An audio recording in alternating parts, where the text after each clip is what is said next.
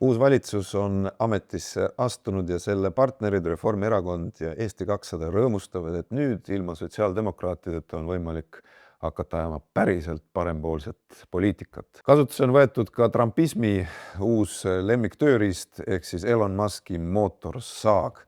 Et nüüd tõepoolest kärpida on vaja nii suurelt, et enam mõne täpsema instrumendiga hakkama ei saada. Mis on mootorsaag riigi juhtimise puhul?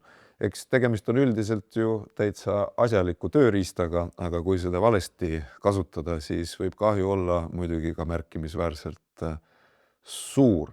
Riigi juhtimises kasutatakse mootorsaagi valdavalt siis kahel juhul.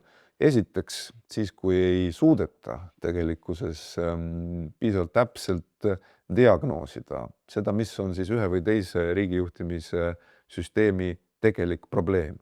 Ja siis võib tunduda, et lõikame kohe maha, kuna täpselt ei saa aru, mis sellel süsteemil mäda on. Ja teiseks kasutatakse seda sellistel juhtudel, kui probleem on küll arusaadav ja teada ja me suudame sellest aru saada, aga need lahendused, mida on vaja selle probleemi ravimiseks ette võtta, on pikaajalised, keerulised ja nõuavad ka spetsiifilist kompetentsi. Ja kui puudub piisav tahe või ka piisav aeg või piisav kompetents, siis taaskord tundub, et lõikame parem kohe maha.